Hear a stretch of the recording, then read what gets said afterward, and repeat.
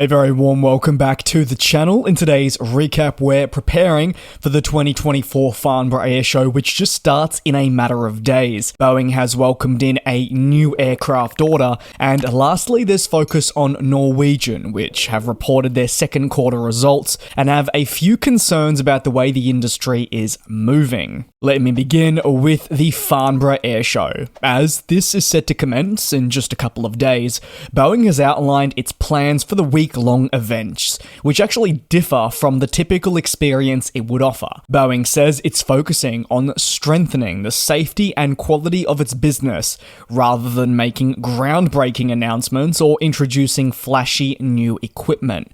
The plane maker further adds that it will reduce its commercial activity throughout the week, as it emphasizes recovery and customer meetings. Where possible, Boeing also says it will highlight next-generation technology, capabilities with immersive and fully interactive products, rather than actual displays like we've seen in the past. These displays will also include a greater understanding of the X66 Sustainable Flight Demonstrator, on top of that Boeing's very own Eco Demonstrator, and other decarbonisation strategies that are being implemented at the manufacturer as we speak. Furthermore, the plane maker will showcase its portfolio of freighter programs, and probably one of the more interesting avenues for the commercial airplanes division will be a full-size 777X interior section, which will show off the wider cabin, oversized windows, and other fantastic benefits that this aircraft will have once it enters service.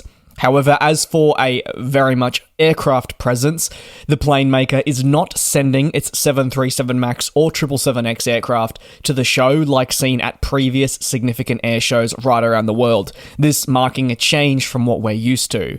Instead, the plane maker will focus on mending relationships and fostering new ones, while highlighting the many improvements it's making to its business to try and be better for the future.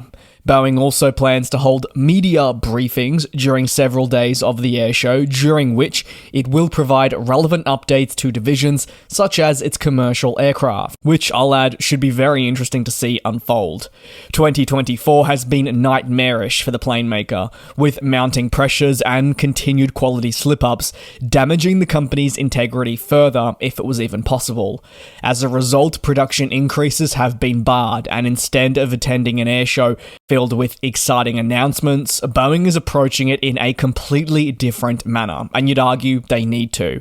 The manufacturer is focused solely on improving its culture, implementing new safety measures, and ceasing persistent quality slips. On top of that, they know they must certify multiple single-aisle and wide-body aircraft that have incurred significant delays. This remains a priority, and obviously if the company was bringing its aircraft to the airshow, some may consider it a little tone-deaf given everything that has been happening.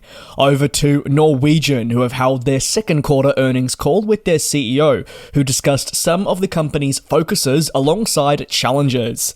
The airline is currently fighting the increasing costs that have been impacting the business. However, they state that they're happy at the moment with the position they find themselves in with regards to battling this, as they've attempted to reduce these wherever possible, an essential step in the right direction. Worldwide airlines have faced increased costs, and I've documented this here pretty heavily, and ultimately some more successfully are able to mitigate these financially. Norwegian says, like I touched on, it's well positioned. Looking ahead, the airline wants to continue improving on-time performance and really maintain robust levels that actually saw it as the most punctual European airline in May, and this is per data thanks to Cirium. Aligning with on-time performance and its positive effects on customers, Norwegian also wants to maintain a high satisfaction level among its travelers. However, Norwegian's fleet side is another avenue that presents more so complications for the company. Delays are set to continue for quite a while, and the airline is fully preparing for new ones to emerge in the coming years.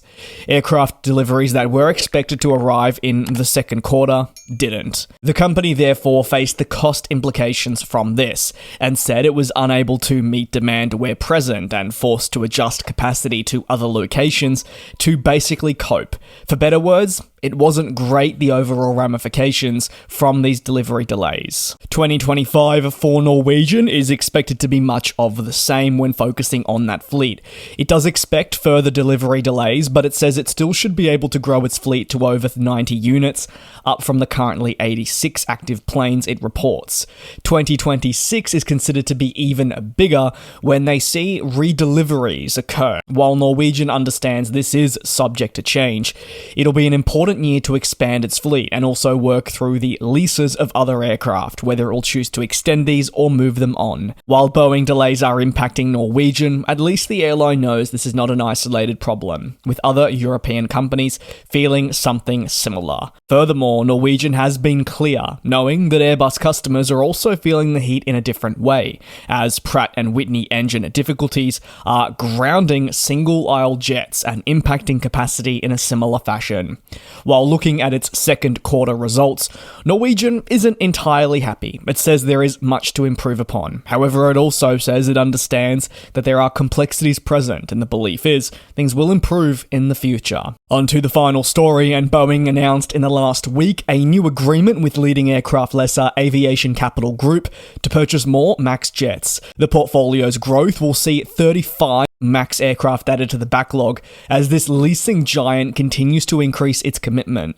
As part of the deal, Aviation Capital Group says it'll select 16 of the 737-8s and 19 of the largest member of the family, the uncertified 737-10.